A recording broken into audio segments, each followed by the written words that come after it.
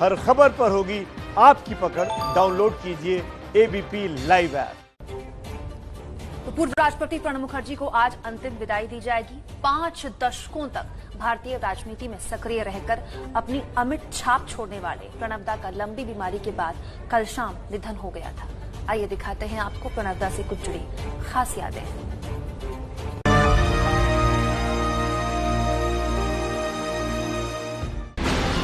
प्रणब मुखर्जी जब एक युवा सांसद थे और अपने घर के बरामदे में बैठे हुए राष्ट्रपति भवन से घोड़ों को गुजरते हुए देखते थे, तो एक बार उन्होंने अपनी बहन से मजाक में कहा था कि वो चाहते हैं कि अगले जन्म में वो राष्ट्रपति भवन के एक घोड़े हों। प्रणब मुखर्जी से उम्र में 10 साल बड़ी उनकी बहन अन्नपूर्णा बनर्जी ने तब भविष्यवाणी करते हुए कहा था कि वो इसी जन्म में राष्ट्रपति बनेंगे। प्रणब मुखर्जी भारत के 13वें राष्ट्रपति थे। 13 नंबर उनके लिए काफी लकी माना जाता है।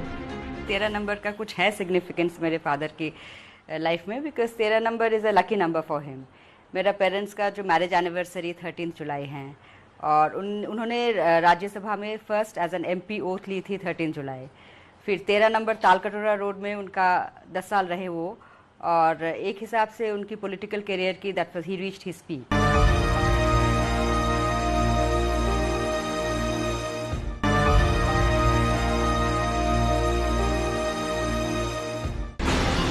प्रणब मुखर्जी का जन्म 11 दिसंबर 1935 में पश्चिम बंगाल के बीरभूम जिले में हुआ था।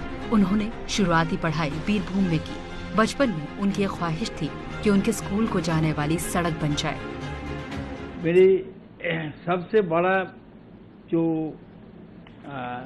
इच्छा था कि एक अच्छा सड़क बने। वो 2 नाला था, वो पानी में जब बिल्कुल करंट होता था तब बहुत मुश्किल होता था नेगोशिएट करने के लिए। ये कम से कम एक ब्रिज बन जाए तो अच्छा होगा। करीब 6 दशक पहले जब प्रणब मुखर्जी स्कूल जाया करते थे, तब उनके घर से स्कूल के पहुंचने तक करीब 5 किलोमीटर रास्ता उनको पैदल जाना पड़ता था। तब ना ही ये सड़क थी और ना ही ये ब्रिज था। इस ब्रिज के नीचे से कोपाई नदी के एक सहायक नदी गुजरी है, जो पूरे साल तो सूखा रहता है, लेकिन बारिश के मौसम में इसमें पानी भर आता है। और तब प्रणब मुखर्जी यहाँ पे आके या फिर केले के पेड़ से एक नाव बना के इस नदी को पार होते थे, या फिर साथ में एक कपड़े का गमछा रखते थे और ये नदी तैर के वो स्कूल के पास किसी टीचर के घर पहुंचते थे और वहां पे कपड़ा बदल के फिर स्कूल जाते थे। इन खेतों के बीच से ही प्रणब मुखर्जी को स्कूल पहुंचना पड़ता था। स्कूल की पढ़ाई के बाद उन्होंने पॉलिटिकल साइंस और हिस्ट्री में MA किया। उन्होंने कोलकाता विश्वविद्यालय से LLB की भी डिग्री हासिल की।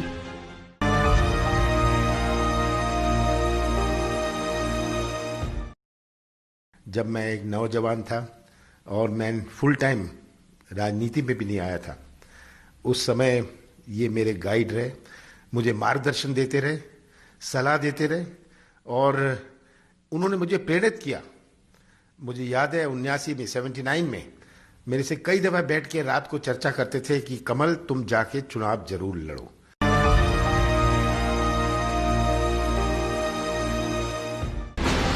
प्रणब मुखर्जी के पिता कामत किंकर मुखर्जी स्वतंत्रता सेनानी थे। पश्चिम बंगाल के बीरभूम में रहते थे, कांग्रेस से जुड़े थे।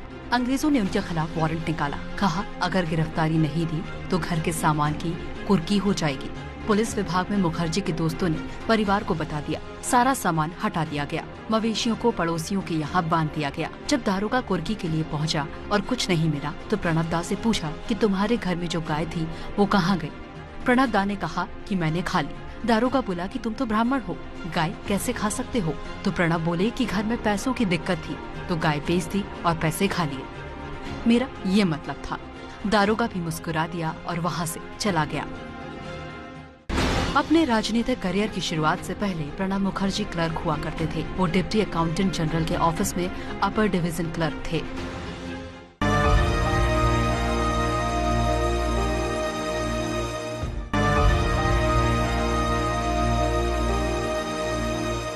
पश्चिम बंगाल के साउथ 24 परगना में विद्यासागर कॉलेज में पॉलिटिकल साइंस पढ़ाया करते थे। प्रणब मुखर्जी बचपन में जिस मिट्टी के मकान में रहा करते थे वो आज भी वैसा ही है। छोटा सा मिट्टी का मकान और उस मकान में ये छोटी सी घर, यहीं पे 1935 के 11 दिसंबर को जन्म हुआ था प्रणब मुखर्जी का। और ये मिट्टी का मकान आज भी बिल्कुल वैसा ही है। ये आप देख सकते हैं, ये दरवाजा है और यहाँ से बहुत छोटा सा घर है। यहाँ पे बाहर की लाइट भी ज्यादा नहीं जाती है अंदर में। यही पे प्रणब मुखर्जी का जन्म हुआ था और उनके माता पिता भी इसी घर पे रहते थे। प्रणब दा को क्रिकेट का जबरदस्त शौक था। जैसा कि किसी भी आम क्रिकेट फैन के साथ होता है, वैसे ही वो विश्व कप जीतने के लिए टोटके किया करते थे।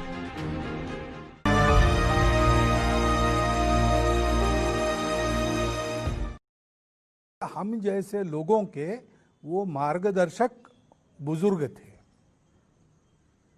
उनके साथ बैठे, जितना देर बैठेंगे लगता था और बैठे, वो और बोले। हम अपने आप अपने में अपने व्यक्तित्व को समृद्ध होता उनके सानिध्य में अनुभव करते थे। राजनीति में ऐसे बेहद कम नेता हैं जिनको उनके जाने के बाद कुछ इस कदर याद किया जाता है। दिबांग सीनियर एंकर हैं, हमारे साथ जुड़ गए हैं बात करने के लिए। दिबांग, बतौर पत्रकार कई बार आपके पास भी ऐसे मौके आए होंगे कि आप उनके इंटरव्यूज कर चुके होंगे, उनसे मिलने का, उनसे बातचीत करने का मौका मिला होगा। आपके पास क्या यादें हैं प्रणब दास से जुड़ी? देखिए, तब मैं बिल्कुल शुरुआती साल थे जर्नलिज्म के, और मुझे याद है कि दक्षिण दिल्ली में उनका घर था और इलस्ट्रेटेड वीकली में मैं काम करता था। उन दिनों हम लोग उनका इंटरव्यू जब मैं करता था तो अक्सर उनके एम्बेसडर में बैठ के उनके घर से एयरपोर्ट तक वो इंटरव्यू हुआ करते थे। और एक बार उनको देर हो रही थी और ड्राइवर ने कई रेड लाइट पार की। तो जब वो उतर गए तो मैंने उससे पूछा कि भाई क्यों की रेड लाइट आप पार कर रहे थे? उन्होंने कहा नहीं साहब, तो देर हो रही थी और जो दिल्ली से कलकत्ता का टिकट है और जो चालान में पैसे थे उसमें बड़ा अंतर था। तो अगली बार जब मैं उनसे मिला तो मैंने उनको ये बताया, तो उन्होंने कहा कि ये ड्राइवर जब मैं फाइनेंस मिनिस्ट्री में था तब से मेरे साथ है और लगता है उसका असर इसको हो गया है। बहुत दौर से ड्राइवर को उन्होंने ये भी कहा कि भाई ट्रैफिक सिग्नल्स का ध्यान रखो। तो इस तरह की यादें हैं, बहुत सारी यादें हैं। और आपको ध्यान होगा कि उनको कांग्रेस से जब बर्खास्त किया गया था तब इलस्ट्रेटेड वीकली का एक बड़ा इंटरव्यू छपा था, मैन हू न्यू टू मच। उसके बाद उनको कांग्रेस से हटाया गया। तो एक बहुत ही संजीदा किस्म के इंसान, और जो सबसे बड़ी बात मुझे लगता है उनके साथ रही कि उनकी याददाश्त, पार्लियामेंट्री प्रोसीजर कैसे चलती है, उसका बड़ा खास रोल था। और ये जो आप देख रहे हैं जितने भी लोगों में के साथ उनकी जो एक आत्मीयता है वो उसकी वजह से है, क्योंकि और उनको इस बात का एहसास था कि उनको बहुत चीजें प्रिसाइजली याद हैं। और कई बार हम लोग घर आके चेक भी करते थे तो बिल्कुल सही वो बताया करते थे। उससे उनकी एक इज्जत और उनका जो स्थान की वजह से काफी बढ़ा। जी दिबांग, क्या गजब की हस्ती थी। हमने सुना कि प्रधानमंत्री उनको बोल रहे हैं कि उनको पिता तुल्य उनको मानते हैं और पिता जैसा उनको हमेशा प्यार मिला। मोहन भागवत को सुना, उन्होंने कहा हमारे सीनियर बुजुर्ग थे। हर इंसान इनको इतना सम्मान देता था। हर पार्टी का लीडर, हमने शरद पवार साहब को सुना, ये सब इनके समकक्ष लीडर ही रहे, लेकिन जो सम्मान था वो इन लीडर से कई ऊंचा हासिल किया प्रणब दा ने। जी हाँ, क्योंकि विकास देखिए क्या होता है कि एक तो सब लीडर होते हैं, सब एक तरीके की बातें करते हैं, लेकिन ये ऐसे लीडर, और मेरे ख्याल से ये थोड़ा सा समझने की जरूरत है क्योंकि ये बहुत साफ दिखाई भी दे जाता है। क्योंकि ये एक ऐसे लीडर थे जिन्हें किस तरह से विधि विधान होगा, किस तरह से चीजें चलेंगी, उस तरह की जानकारी बहुत थे। यानी अगर आप देखें जिस तरह से समाज में या पूजा पाठ होती है तो जिस तरह से पंडित बताते हैं कि साहब पहले ये अर्चना करनी है, फिर ये लगाना है, इस तरह की जो डिटेलिंग थी उनके पास वो बहुत ज्यादा थी। यानी देखिए कि जब सीताराम केसरी कांग्रेस के अध्यक्ष थे और पूरी बातचीत चल रही थी कि कैसे इनको हटाया जाए, तो जो पॉइंट नुक्ता निकाल के लाए वो प्रणब मुखर्जी निकाल के लाए कि इस तरह से डीपीसी के पास जो अधिकार है और कैसे उनको रेटिफाई करना है। तो ये चीज जो थी वो उनको सब पार्टियों का प्रिय बनाती थी, दलगत राजनीति के एक तरीके से ऊपर उठाती थी। और चूंकि वो अध्यापक रहे तो वो ये पढ़ाने बताने का शौक भी उन्हें था लोगों को। ये एक तरीके से मुझे तो लगता है कि एक बार वो अचंभित कर देते थे लोगों को, एक तरीके से उनको आनंद भी आता था। याद भी आता है यूपीए 1 यूपीए 2 का दौर। आपकी बात सुन के दिबांग, जब संसद में अगर किसी बहस में प्रणब दा कुछ बोलते थे तो विपक्ष में बैठे बीजेपी के बड़े बड़े नेता भी चुप हो जाते थे। वो मानते थे कि प्रणब दा अगर बोल रहे हैं कार्रवाई के किसी नियम को लेकर तो सही बोल रहे होंगे। लेकिन आज का दौर, जब देश -23 की जीडीपी पे है, हम याद करते हैं प्रणब दा के उस दौर को, यूपीए 1 में जब वो वित्त मंत्री थे और पूरी दुनिया में आर्थिक मंदी थी, लेकिन देश 8% की रफ्तार से आगे बढ़ रहा था। जी हाँ, वो बढ़ रहा था। देखिए, प्रणब मुखर्जी अगर आप देखें तो अगर आप पूछें तो किस चीज के मंत्री थे, तो ज्यादातर लोग कहेंगे वो वित्त मंत्री थे। और वित्त मंत्री का अगर उनका काल देखें तो जबकि कोई पढ़ाई नहीं की थी दिबांग, कोई ऐसा आप हार्डकोर फाइनेंशियल नॉलेज नहीं है जी। और यही उनकी खासियत थी कि उनको डिटेलिंग थी। और फिर 2009 से 2012 में वो वित्त मंत्री रहे। वित्त मंत्री के जो उनके काल अगर आप देखें करीब से, तो उन्होंने काफी उन दिनों काफी एक तो बड़े काम किए। यानी जो पहला जब काल था तब आप जनता पार्टी की सरकार गिरी थी और आईएमएफ से भारत ने तब लोन लिया था। इस पर बड़ी कवर स्टोरीज हुई थी, भारत ने क्यों लोन लिया, क्योंकि बड़ी कड़ी शर्तों पर लोन लिया गया था और ऐसी कोई आवश्यकता हम लोग में नहीं दिखाई दे रही थी कि लोन लेना चाहिए। तो वो एक प्रणब मुखर्जी थे। दूसरा बार जब वो बने तब बड़ी चर्चा हुई, क्योंकि तब मॉरिशस रूप से भारत में बहुत पैसा आता था। मॉरिशस में टैक्स देते नहीं थे, डबल टैक्सेशन थी कि भाई अगर आपने भारत में टैक्स दिया तो मॉरिशस में नहीं देंगे, मॉरिशस में टैक्स नहीं देते थे। उसके खिलाफ वो कानून लेकर आए थे और उस पर भी बड़ी चर्चा हुई थी तब न्यूज़पेपर्स में। तब हम लोग रिएक्शन देते थे अलग इंडस्ट्रियलिस्ट के। ऐसी खास शख्सियत थी उनकी कि उनको हर कोई याद कर रहा है अपने अपने तरीके से। दिबांग, पत्रकारों की ये तस्वीरें आ रही हैं इस वक्त की, लाइव तस्वीरें। एम्बुलेंस में उनका पार्थिव निकल चुका है आर्मी अस्पताल से। इस वक्त की लाइव तस्वीरें आप देख रहे हैं। नीरज हमारे साथ जुड़ गए हैं। नीरज, क्या देख पा रहे हैं अभी आप?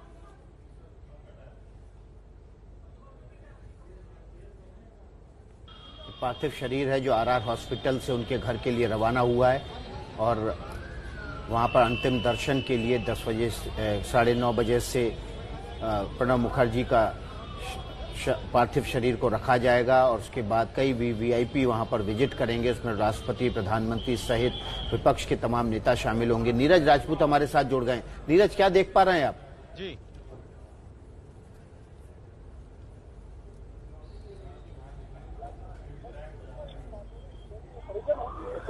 तो नीरज की आवाज हमें मिले उससे पहले लगातार तस्वीरें अंतिम सफर पर कुछ इस तरह से निकल गए प्रणब दा, क्योंकि कोरोना का प्रोटोकॉल है और 2 बार उनका कोरोना टेस्ट हुआ, दोनों बार वो पॉजिटिव निकले थे। इसीलिए कोई खास तौर पर सरकारी गाड़ी में पार्थिव को नहीं ले जाया जाएगा। पहले ही जनेंद्र ने सुबह बता दिया था, अब नमस्ते भारत में हमने आपको बता दिया था। लेकिन जिस एम्बुलेंस में ले जाया जा रहा है, क्योंकि पूर्व राष्ट्रपति और भारत रत्न हैं प्रणब मुखर्जी, तो जाहिर तौर पर उनके पार्थिव को एम्बुलेंस को फूलों से सजाया गया है, जो कि भारतीय संस्कृति का हिस्सा है। नीरज राजपूत का रुख कर लेते हैं। नीरज, आप क्या तस्वीरें देख पा रहे हैं इस वक्त?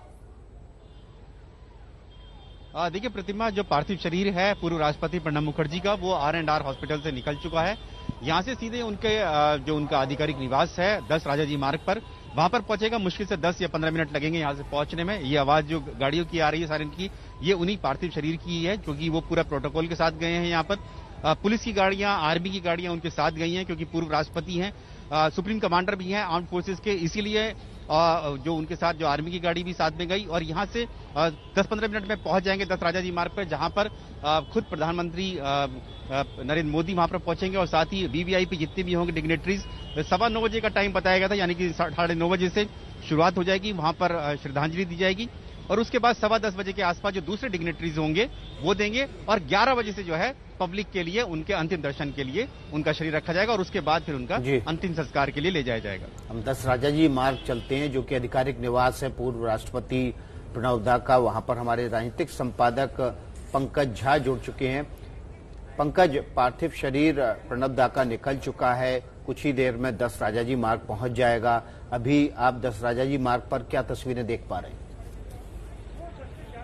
विकास, जिस जगह पे हम हैं, थोड़ी देर बाद वहीं पर पार्थिव शरीर, मेरे ठीक पीछे उनका वो सरकारी आवास है जो राष्ट्रपति से हटने के बाद उनको मिला हुआ था वहां पर। और हम जब यहाँ खड़े थे, विकास आपको बताएं, बहुत सारे पत्रकार साथी थे, वो उनके अनुभव प्रणब मुखर्जी से जब वो मिलने जाते थे, किस तरीके से बड़े बड़े पत्रकारों को भी डांट डपट कर दिया करते थे, कैसे वो इंटरव्यू के लिए मनाना पड़ता था, वो सारी बातें हम सब आपस में साझा कर रहे थे। और वाकई में जिनका 50 साल का एक राजनीतिक करियर, प्रणब मुखर्जी अपने आप में हिंदुस्तान की राजनीति के एक अध्याय हैं, उन प्रणब दा का पार्थिव शरीर अब से कुछ देर बाद उसी घर से जहां से वो निकले थे आरएनआर अस्पताल के लिए पार्थिव शरीर आएगा और फिर प्रधानमंत्री और राष्ट्रपति समेत सभी बड़े गणमान्य व्यक्ति श्रद्धांजलि देने आएंगे। जी पंकज, प्रधानमंत्री ने भी आना है, रक्षा मंत्री ने भी आना है, और क्योंकि प्रणब मुखर्जी तो 5G के साथ काम कर चुके हैं, इंदिरा गांधी से लेकर राहुल गांधी तक, तो गांधी परिवार से भी हो सकता है कि सोनिया गांधी और राहुल गांधी आए।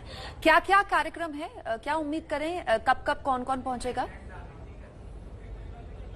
देखिए, प्रधानमंत्री का है 10 बजे के आसपास के बारे में बताया जा रहा है, फिर राष्ट्रपति आएंगे, गांधी परिवार से भी लोग आएंगे। देखिए, चूंकि जिस तरीके से कोरोना का प्रोटोकॉल है, उसमें बहुत सारे लोग जो आना चाहते थे वो नहीं आ पाएंगे। 1 घंटे के लिए आम जनता के लिए भी 11 बजे से, जैसा कि सहयोगी नीरज बता रहे थे, वो खोल दिया जाएगा। पीछे का जो रास्ता, देखिए, हम लोग को बहुत पहले दूर रखा गया है, वहां पर जहां हलचल देख रहे हैं, अब से थोड़ी देर बाद प्रणब दा का पार्थिव शरीर आएगा और फिर उसके बाद लोधी क्रेमेटेरियम ग्राउंड ले जाया जाएगा, जहां उन्हें अंतिम संस्कार किया जाएगा प्रणब मुखर्जी का। जी पंकज, हम लोग लगातार यही बात कर रहे हैं कि हर कोई अलग अलग अनुभव साझा कर रहा है और हर कोई उनको याद कर रहा है। कुछ तस्वीरें भी हम आपको दिखा देते हैं। पंकज, आपके पीछे की तस्वीरें दिखाइए एक बार कैमरा की नजर से कि किस तरीके की तैयारियां वहां पर है और कितनी दूरी पर आप लोगों को रखा गया है, किस तरीके का ग्राउंड जीरो पर डिप्लॉयमेंट है और ये तस्वीरें जो साथ में बीच में आप एबीपी न्यूज पर देख रहे हैं, ये वो काफिला है जिसपे पार्थिव को ले जाया जा रहा है। पंकज जी हाँ, ये देखिए, हमें कल तक तो वहां पर लोगों को रहने दिया गया था, ये जो 10 राजाजी मार्ग है उनका सरकारी आवास, लेकिन आज उससे पहले ही दोनों तरफ घेराबंदी कर दी गई है। वहां आपको हलचल दिख रहा होगा, सेना के जवान भी दिख रहे हैं, गाड़ियां भी दिख रही हैं, क्योंकि कुछ देर बाद यहाँ पर सारे बड़े नेता जो हैं, प्रधानमंत्री भी आएंगे, गणमान्य व्यक्ति जिन्हें कहा जाता है वीवीआईपी, राष्ट्रपति भी आएंगे श्रद्धांजलि देने के लिए, इसीलिए पूरे इलाके की घेराबंदी कर दी गई है। तो तस्वीरें आप देख रहे हैं कि पंकज झा दिखा रहे थे 10 राजाजी मार्ग के आसपास की। पंकज, जैसा कि आप बता रहे थे कि बहुत सारे पत्रकार साथी बात कर रहे थे उनके उस अनुभव के बारे में, और वाकई में हमने भी जब उनको कवर किया तो देखा कि उनका जो गुस्सा होता था वो पिता तुल्य होता था। कोई भी पत्रकार उनसे भय तो खाता था, लेकिन उनके साथ चिरौरी भी कर लेता था। अगर वो नाराज हो गए किसी बात से लेकर और इंटरव्यू भी चाहिए तो चिरौरी भी कर लेता था कि नहीं प्रणब दा, आपको इंटरव्यू देना पड़ेगा। वो नाराजगी के बीच उनसे इंटरव्यू भी ले लिया करते थे। तो इतना बड़ा दिल था कि नाराजगी के बावजूद, पत्रकारों के बीच एक भय के बावजूद एक आदर सम्मान भी था। जी हाँ, बिल्कुल, करीब 7-8 साथी थे यहाँ के सीनियर जर्नलिस्ट, आपस में वही बातें हो रही थी। किस तरीके से मान लीजिए वो चले गए और उन्होंने पहले से टाइम नहीं ले रखा था, घर पर गए, प्रणब मुखर्जी ने उन्हें देखा और फिर डांटा फटकारा भी, 20-22 मिनट तक उसको टहलाते रहे, फिर अचानक से बुलाया, कहा कि क्या तुम मेरा इंटरव्यू करना चाहते हो, क्या बात है, फिर इंटरव्यू दे देते थे। किसी ने तो कहा कि वो दूसरे साथी भी उनको ले जाते थे, उनके साथ भी इंटरव्यू कर लेते थे। तो प्रणब मुखर्जी का जो व्यवहार था वो बिल्कुल अलग किस्म का था। उनकी जो कहानियां आपने सुनी भी होगी, एक बार सुषमा स्वराज ने जिसका जिक्र किया था कि कैसे वो मीटिंग में बैठे थे, फाइनेंस मिनिस्टर थे, किसी ने मोबाइल पे उन्हें होम लोन के लिए फोन कर दिया तो कैसे उन्होंने इडियट कह के डांटा था। जितने लोग हैं यहाँ पर, सबको प्रणब मुखर्जी के अपने अपने सबके पास संस्मरण है, उनकी यादें हैं। बिल्कुल, और आज प्रधानमंत्री का यहाँ आना, गांधी परिवार का आना, यही तो बताता है कि हर तरह से वो एक स्वीकार्य योग्य थे, मतलब स्वीकृति उनकी बहुत जबरदस्त थी। जनेंद्र भी लगातार हमारे साथ बने हुए हैं। जनेंद्र, काफिला कहां तक पहुंचा है पार्थिव शरीर का, कब तक उम्मीद करें घर पहुंच जाएगा?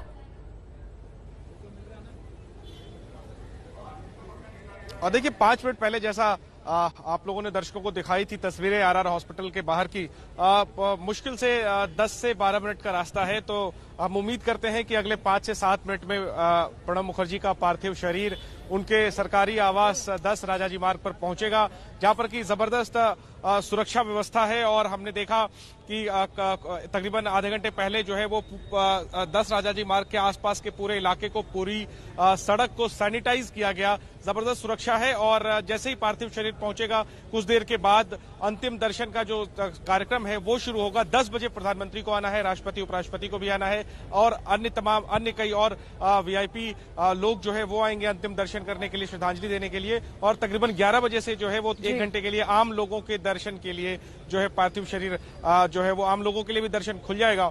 तो पार्थिव शरीर के पहुंचने का इंतजार है। यहाँ पर जबरदस्त सुरक्षा व्यवस्था है। पूर्व राष्ट्रपति को अंतिम विदाई आज देश दे रहा है और 10 राजाजी मार्ग पर देश के प्रधानमंत्री जो है वो 10 बजे पहुंचेंगे प्रणब मुखर्जी को श्रद्धांजलि देने के लिए। आप लगातार नजर बनाए रखिए। पंकज झा भी हमारे साथ बने हुए हैं। पंकज, बहुत कम ही नेता होते हैं जो शून्य से शिखर तक का अगर सफर तय करते हैं तो ये बात बताना नहीं भूलते हैं कि वो अपने रूट से आज भी कनेक्टेड हैं। प्रणब दा कुछ ऐसे ही थे। एबीपी न्यूज को उनका दिया हुआ पुराना इंटरव्यू मुझे याद आ रहा है जिसमें उन्होंने बोला कि मैं जमीनी नेता हूं, शायद इसीलिए लोगों को पसंद नहीं आया और 2 बार चुनाव हारा, और ये भी कहते हुए सुनाई दिए कि मैं बंगाली था, हूं और रहूंगा। तो अपनी रूट्स नहीं भूले वो कभी। जी हाँ, बिल्कुल कभी नहीं। और अपने बचपन की कहानी, और आपको याद होगा कि दुर्गा पूजा में कैसे अपने गांव चले गए थे। और आप सोचिए ना, 1973 में जो उप मंत्री थे केंद्रीय सरकार में, और अब कितने विभागों के वो मंत्री रहे। सिर्फ प्रधानमंत्री न बन पाने का उनके पास मलाल था, वरना उन्होंने सब कुछ वो देखा जो किसी को देखना चाहिए था। इसके बावजूद भी इतने बड़े पद पर रहते हुए भी उन्होंने अपनी जमीनी छाप नहीं छोड़ी। अभी उनके एक हीरा लाल करके उनके गेट पर जो 24 तैनात रहता था गेट कीपर, उसकी कहानियां लोग बता रहे थे कि किस तरीके से हीरा लाल के लिए वो चिंता रहते थे। जब वो यहाँ से अस्पताल गए उससे कुछ दिनों पहले तक भी उसकी हालचाल ले रहे थे, उसके परिवार वालों के बारे में पूछ रहे थे। ये लोग आपस में चर्चा कर रहे थे। ऐसे थे प्रणब दा। ये पंकज, सीधे हम चलते हैं देवांग के पास। देवांग, आपने तो बहुत करीब से प्रणब दा को देखा है। एक दौर था जब आधी से ज्यादा सरकार अकेले प्रणब दा चलाते थे, और यूपीए 2 के दौर में जो मैक्सिमम जीओएम थे उसके अध्यक्ष प्रणब दा थे। आपको बिल्कुल सही याद है। देखिए, करीब 27 जीओएम थे, 12 को वो हेड करते थे, और तब एक होता था एम्पावर्ड जीओएम, वो 12 थे, 12 का 12 वो हेड किया करते थे, यानी करीब 2 दर्जन जीओएम हेड करते थे वो। और बहुत बार ये कहा भी है मनमोहन सिंह ने कि वो बहुत एक तरीके से बहुत स्तंभ की तरह थे पार्टी में। और शुरुआत में तो थोड़ा वो अनमने से थे जब ये तय हुआ, पर सोनिया गांधी ने उनको मनवा लिया उनके साथ काम करने के लिए। और एक बड़ी दोनों में आत्मीयता तक थी, और वो मनमोहन सिंह उनको बार बार सर कहा करते थे शुरुआत के दिनों में। इस पर भी हम लोगों ने तब शुरुआत के दिनों में काफी करीब से इसको देखा। बाद में उन्होंने प्रणब जी कहना शुरू किया, क्योंकि प्रणब मुखर्जी ने कहा भाई आप सर नहीं कह सकते, जो पुरानी बात है वो पुरानी बात है, अब आप प्रधानमंत्री और मैं आप। तो एक दोनों में जो आपसी जो संबंध था वो देखने लायक। और आप बिल्कुल सही करें विकास की, उन्होंने एक तरीके से पूरे सरकार पर बड़ी छाप छोड़ी यूपीए 2 में, तो खास तौर पर एक तो वो जरूरत भी रही उस समय, जिस तरह के उनके संबंध थे सभी पार्टी के नेताओं से, और एक सम्मान था कि उनको इतनी चीजें मालूम है, इतनी चीजें याद हैं, और एक तरीके से आपका वो दिल जीत लेते थे अपने आंकड़ों से, अपनी याददाश्त से, अपनी समझबूझ से। तो उसलिए उनकी बहुत बड़ी भूमिका रही। ये बात सही है दिबांग कि सोनिया गांधी बहुत ज्यादा कन्विंस नहीं थी उनके राष्ट्रपति बनने में, क्योंकि ये बात सोनिया गांधी जानती थी कि पार्टी के पास उस वक्त तो खैर सरकार में थी यूपीए, और संगठन के पास भी प्रणब मुखर्जी का कोई विकल्प नहीं। और ये बात सही है कि आज तक कांग्रेस पार्टी के पास प्रणब मुखर्जी का कोई विकल्प नहीं है। इन सब के बीच कुछ मीठी यादें प्रणब मुखर्जी की लगातार हम आपको दिखा रहे हैं, देखिए तस्वीरों में।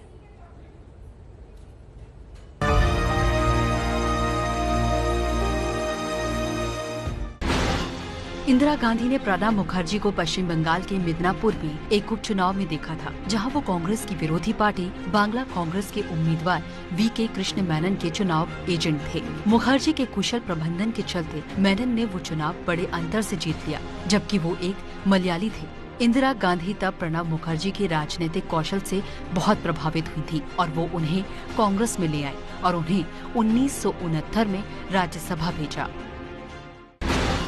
इंदिरा गांधी की कैबिनेट में प्रणब मुखर्जी नंबर 2 थे। वेंकट रमन और नरसिंह राव जैसे लोगों के कैबिनेट में होने के बावजूद जब कभी भी इंदिरा जी बाहर होती थी तो कैबिनेट बैठक की अध्यक्षता वही करते थे।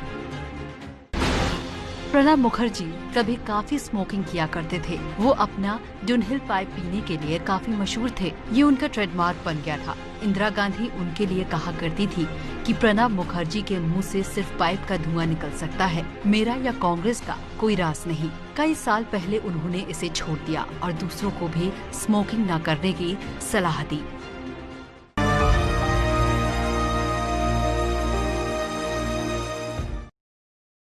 उनकी स्मृति, याददाश्त बहुत ही, मैं कहूँगा, काबिले तारीफ थी। उनको इतिहास का ज्ञान भी था, इतिहास से उनका पूरा संपर्क भी था। पूर्व राष्ट्रपति भारत रत्न प्रणब मुखर्जी का पार्थिव शरीर उनके घर पहुंच चुका है 10 राजाजी मार्ग। अब से कुछ देर पहले हमने आपको तस्वीरें दिखाई थी जहां 15 मिनट पहले आर्मी अस्पताल से उनका शव निकला था एम्बुलेंस में, और ये तस्वीरें आ रही हैं 10 राजाजी मार्ग पे जहां पर वो एम्बुलेंस अब पहुंच चुकी है।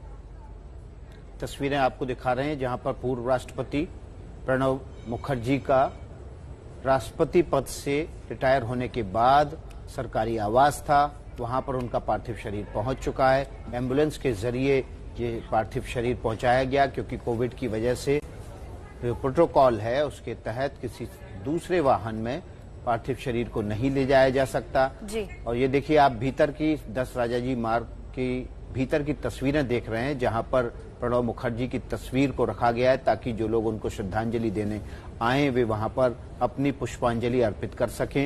ये तस्वीरें हम 10 राजाजी मार्ग की घर के भीतर की आपको सीधे दिखा रहे हैं। पंकज झा हमारे राजनीतिक संपादक हमारे साथ हैं, उनके पास चलते हैं। पंकज, प्रणब दा का पार्थिव शरीर पहुंच चुका है, कुछ देर में वहां पर तमाम जो गणमान्य नागरिक हैं वो भी पहुंचेंगे, राष्ट्रपति पहुंचेंगे, प्रधानमंत्री पहुंचेंगे और ये तस्वीरें हम आपको दिखा रहे हैं जिसमें पार्थिव शरीर को कॉफिन में रखकर उन घर के भीतर ले जाया जा रहा है ताकि उनको श्रद्धांजलि देने के लिए एक जगह पर, निश्चित जगह पर रखा जा सके। तो पंकज लगातार हमारे साथ बने हुए हैं। पंकज, क्योंकि कोरोना का प्रोटोकॉल है इसीलिए पार्थिव शरीर लाने वाले भी पीपीई किट में हैं और पार्थिव शरीर भी कॉफिन में है। जी हाँ, बिल्कुल। चूंकि हम सब जानते हैं कि कोरोना की वजह से उनका निधन हुआ, उस हिसाब से जो एसओपी है, जो उसके लिए मानक और जिस हिसाब से तैयारियां की जाती हैं, जो एहतियात बरते जाते हैं वो भी है। लेकिन हम जब चर्चा कर रहे थे ना प्रणब दा की कि प्रणब दा कैसे थे, प्रणब दा की शख्सियत, उनको करीब से जानने वाले लोग, हमारे सहयोगी आशीष हैं जो कई बार उनसे मिलना जुलना, उनका इंटरव्यू। आशीष, अभी आप चर्चा कर रहे थे, बहुत इमोशनल भी हो गए थे कि प्रणब दा ऐसे थे, क्या बात? थोड़ा तो मेरा उनके साथ पंकज जी पर्सनल एक्सपीरियंस बहुत लिमिटेड रहा है, बहुत ज्यादा तो नहीं, बहुत वरिष्ठ नेता थे।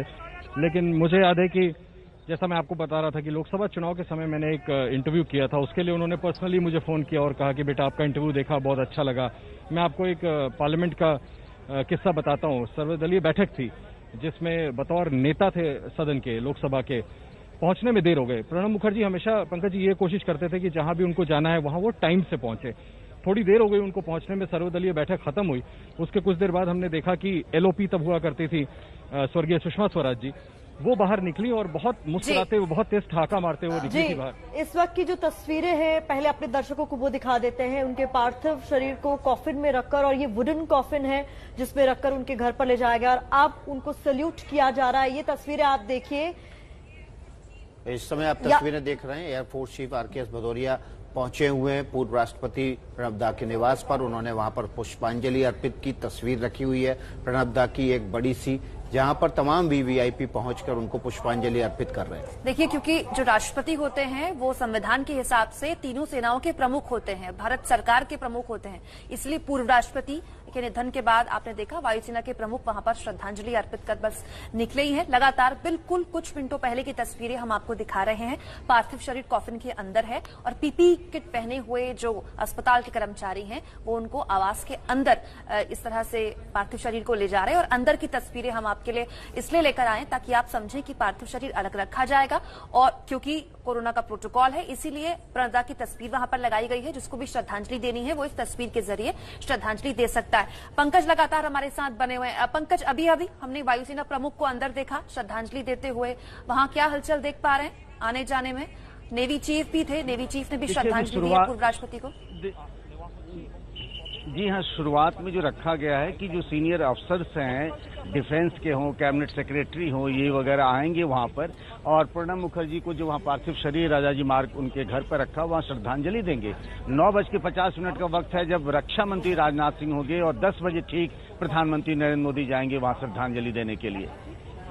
जी, और क्या कुछ हलचल आप वहां पर देख रहे हैं? एक जो अलग चीज हमें दिखाई दे रही है, जैसा कि हम लोग जिक्र भी कर रहे थे, क्योंकि वो कोरोना से संक्रमित थे, तो पंकज जो तस्वीरें सामने आई हैं कि उनके पार्थिव शरीर को एक वुडन कॉफिन में ले जाया गया है। अक्सर अंतिम दर्शन के लिए जो पार्थिव शरीर रखा जाता है वो ग्लास कॉफिन में रखा जाता है ताकि लोग मिल सके। जयंत घोषाल हमारे साथ जुड़े हुए वरिष्ठ पत्रकार हैं। जयंतोदा, आपका क्या एक्सपीरियंस रहा प्रणब दा के साथ? क्योंकि हर पत्रकार अक्सर इंटरव्यू के दौरान ऐसे नेताओं से मिलता है, लेकिन कुछ ऐसे नेता होते हैं जो जिंदगी भर याद रहते हैं। देखिए, प्रणब बाबू का सबसे बड़ी जो स्ट्रेंथ है, सबके साथ चलना। मतलब बीजेपी के साथ भी बहुत अच्छा संबंध था और कम्युनिस्ट पार्टी के जो लीडर सीताराम येचुरी, इवन प्रकाश कराड़, जो किसी के घर में नहीं आते थे, वो भी प्रणब बाबू के घर में आते थे। तो मुझे लगता है कि हमारे देश का जो संस्कृति है, राजनीतिक संस्कृति जो है कि वसुधैव कुटुंबकम, ये तो प्रणब मुखर्जी ने खुद बताया था।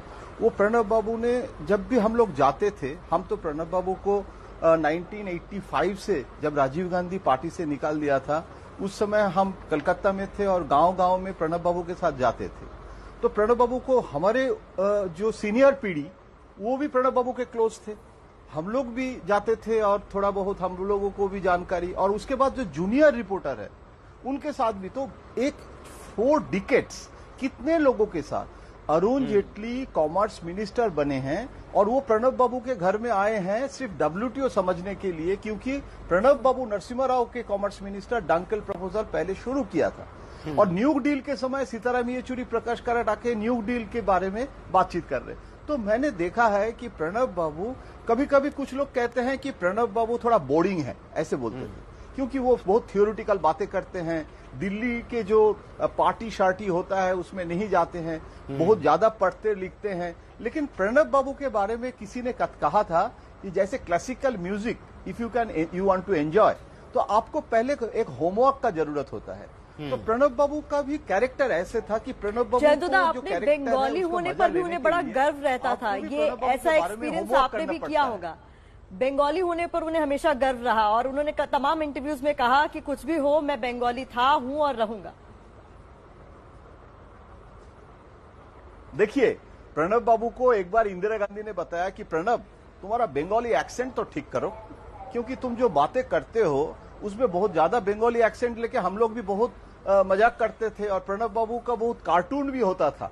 तो प्रणब बाबू ने मिसेस गांधी को कहा था कि जो तमिल लीडर है, कामराज से लेके मुपन्नर, वो अगर तमिल एक्सेंट में हिंदी बोल सकते हैं तो हम बांग्ला एक्सेंट में बोल सकते हैं। हमारा कंटेंट तो ठीक है ना, उसमें कोई प्रॉब्लम तो नहीं है। तो प्रणब बाबू आपने, मतलब मैंने जो देखा है कि मिसेस गांधी प्रणब बाबू को सिर्फ पसंद नहीं करते थे, प्रणब बाबू के बारे में कहते थे कि अगर हथौड़ी भी मारोगे ना तो मुंह से पाइप से धुआं निकलेगा, बात नहीं निकलेंगे। तो वो बहुत होल्ड कर सकते थे इंफॉर्मेशन अपने आप को दिखाने के लिए। मुझे एक बार कहा था कि डिसइन्वेस्टमेंट करो ना, किसने मना किया? मैंने बहुत डिसइन्वेस्टमेंट किया है। मिसेस गांधी का जब फाइनेंस मिनिस्टर थे उस समय मैं फॉरेन इन्वेस्टमेंट किया, लेकिन वो फाइनेंस सेक्रेटरी से कराओ। डिसइन्वेस्टमेंट सेक्रेटरी है, प्रेस कॉन्फ्रेंस करने का क्या जरूरत है, पॉलिटिकल इशू बनता है। तो प्रणब बाबू का स्टाइल, सबसे बड़ी बात है राष्ट्रपति के नाते, मैंने एक बार पूछा था कि अगर आपको पसंद नहीं होता है तो आप फाइल वापस भेजते हैं? बोले देखो, कॉन्स्टिट्यूशन में प्रोविजन नहीं है, वापस भी भेजेंगे तो वापस आ जाएगा, वो मीडिया में जाएगा, लोग कहेगा प्रेसिडेंट नाराज है। तो अगर कुछ बातें करना है, कोई डिसएग्रीमेंट है, तो मोदी जी के साथ खुद कर लेते हैं। जी, तो जब मोदी जी खुद प्राइम मिनिस्टर बने, ओथ टेकिंग सेरेमनी के एक दिन पहले प्रणब बाबू से बात किया। तो बातचीत करके हर इशू को रिजॉल्व करना, ये प्रणब बाबू का बेसिक इंस्टिंक्ट था एकदम। जी जयंता, आप तो बहुत यात्रा की आपने प्रणब दा के साथ, आपने बहुत सारी उनके राजनीतिक इवेंट भी कवर किए, आपने उनके साथ खाना भी खाया होगा। खाना खाने के बड़े शौकीन थे वो, क्या क्या पसंद था उनको? आप तो खूब लुत्फ उठाए उनके साथ। बहुत। हाँ, देखिए, प्रणब बाबू का बहुत इंटरेस्टिंग है कि प्रणब बाबू फूडी था और प्रणब बाबू उपवास भी बहुत करते थे।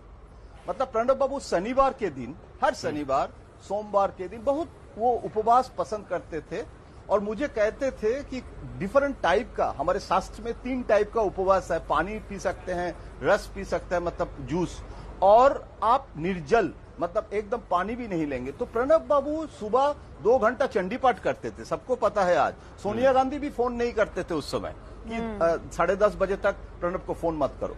खाने के मामले में जैसे उपवास भी करते थे, पसंद करते थे, जैसे स्वीट टूथ बहुत था, मीठा बहुत पसंद करते थे। और डिफरेंट एरिया का, राजस्थान का क्या मीठा पसंद है, क्या स्पेशलिटी है, वो लाते थे।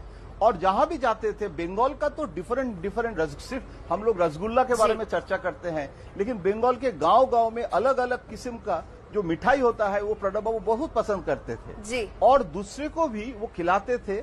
लेकिन प्रणब बाबू एसेंशियली बंगाली था, उसका कोई ऐसे नहीं था कि he is a international character, national character.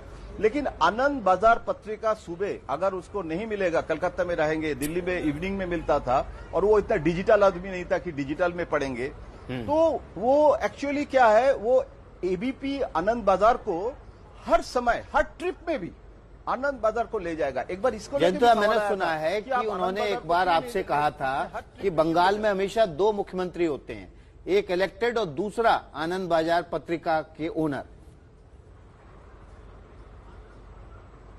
बिल्कुल। और आनंद बाजार पत्रिका के इमरजेंसी के समय जो प्रणब बाबू ने खुद लिख के गया है, इसीलिए मुझे बोलने में कोई शक नहीं है कि सिद्धार्थ शंकर राय का चीफ मिनिस्टर के नाते क्या रोल था। और उन्होंने लिखा है कि प्रणब बाबू उस दिन राज्यसभा का इलेक्शन था कलकत्ता में, देवी प्रसाद चट्टोपाध्याय और प्रणब बाबू असेंबली में बैठे हैं, इमरजेंसी के बारे में पता नहीं था। और सिद्धार्थ शंकर राय खुद चीफ मिनिस्टर, आनंद बाजार पत्रिका के मालिक के घर में रेड हुआ था और प्रणब बाबू को पता नहीं था। प्रणब बाबू इसीलिए बाद में आनंद बाजार के पास वो एपोलॉजी किया था कि ये ठीक नहीं हुआ। और आनंद बाजार पत्रिका का 2 जर्नलिस्ट को अरेस्ट किया, अशोक सरकार जी के घर में रेड हुआ था। तो Pranab Babu was not in favour of emergency. तो मैंने पूछा था कि आप इमरजेंसी के पक्ष में नहीं हैं, तो आप क्यों नहीं उस समय रिवोल्ट किए? बोला जिंदगी में मैंने एक ही बार रिवोल्ट किए थे, राजीव गांधी के समय, वो भी गलती किया क्योंकि आई am not a mass based leader. तो अगर हम कांग्रेस छोड़ देते इमरजेंसी के समय, क्या करते हम? I can not join communist party. तो इसीलिए प्रणब बाबू टैक्टिकली इमरजेंसी को सपोर्ट नहीं किया। लेकिन 77 में मोरारजी देसाई के समय भी शाह कमीशन हुआ तो प्रणब बाबू इंदिरा का साथ रहा, कभी छोड़ा नहीं। सिर्फ एक बार राजीव गांधी के समय जो गलती किया, बोला ममता बनर्जी चीफ मिनिस्टर बन सकते हैं, मास लीडर है। I am not a mass leader, I am a Delhi leader. मैंने पूछा था आपको चीफ मिनिस्टर होने का इच्छा नहीं होता है? बोला नहीं होता है। इसीलिए नहीं होता है कि आई am not a mass based leader. I am more comfortable with Delhi. He is all India politics में दिलचस्पी 69 से आज तक वो दिल्ली का लोगो है, दिल्ली पॉलिटिक्स का। जी जैन जी, जितना ग्रुप ऑफ रोक रही हूं, माफ कीजिएगा, आपको वक्त की कमी है मेरे पास। छोटा सा ब्रेक मुझे यहाँ पर लेना होगा, लेकिन लगातार जो आवाज के अंदर की तस्वीरें हैं वो भी दर्शकों को हम दिखा रहे हैं। प्रणब मुखर्जी को चाहे पत्रकार हो या राजनेता कैसे कर रहे हैं याद, एबीपी न्यूज पर जारी है। सीधे लिए चलते हैं आपको राजाजी मार्ग, जहां पूर्व राष्ट्रपति भारत रत्न प्रणब मुखर्जी का पार्थिव शरीर पहुंच गया है। रक्षा मंत्री राजनाथ सिंह श्रद्धांजलि देने के लिए इस वक्त आए हुए हैं। आप देखिए श्रद्धांजलि दे रहे हैं रक्षा मंत्री राजनाथ सिंह। आशीष लगातार आवाज के बाहर से हमारे साथ मौजूद हैं। आशीष, रक्षा मंत्री श्रद्धांजलि दे रहे हैं। जी हाँ, बिल्कुल। रक्षा मंत्री राजनाथ सिंह पहुंचे हैं अपनी श्रद्धांजलि देने के लिए, आखिरी दर्शन के लिए। इसके कुछ देर बाद प्रधानमंत्री नरेंद्र मोदी भी यहां पर आने वाले हैं। ठीक 10 बजे प्रधानमंत्री यहां आएंगे, तकरीबन 6 से 7 मिनट प्रधानमंत्री ठहरेंगे और उसके बाद उपराष्ट्रपति और राष्ट्रपति रामनाथ कोविंद भी आएंगे अपने आखिरी दर्शन के लिए प्रणब मुखर्जी के पार्थिव शरीर का। अभी राजनाथ सिंह अंदर हैं, डिफेंस मिनिस्टर। इसके पहले तीनों सर्विस चीफ्स और चीफ ऑफ डिफेंस स्टाफ, क्योंकि राष्ट्रपति पद पर वो रहे हैं प्रणब मुखर्जी, जो कि सारे जो सर्विसेज हैं, चाहे वो आर्मी हो, नेवी हो, एयरफोर्स हो, उसके सुप्रीम कमांडर माने जाते हैं। इस वजह से ये सभी लोग यहाँ पर आए हैं आखिरी दर्शन के लिए। और कुछ देर बाद प्रधानमंत्री नरेंद्र मोदी भी आने वाले हैं। मैं आपको तस्वीरें दिखाता हूँ कि उसकी पूरी तैयारी यहाँ हो गई है। तमाम सिक्योरिटी के प्रबंध किए गए हैं। प्रधानमंत्री थोड़ी देर में यहाँ पर आएंगे अपने लास्ट ट्रिब्यूट्स प्रणब मुखर्जी को अर्पित करने के लिए। यही था 10 बजे का और कुछ देर बाद वहां एसपीजी दिखनी भी शुरू हो जाएगी। लगातार नजर आप बनाए रखिएगा आशीष। तस्वीरें आपके जरिए दर्शकों को भी हम दिखा रहे हैं। प्रधानमंत्री किसी भी वक्त आ सकते हैं।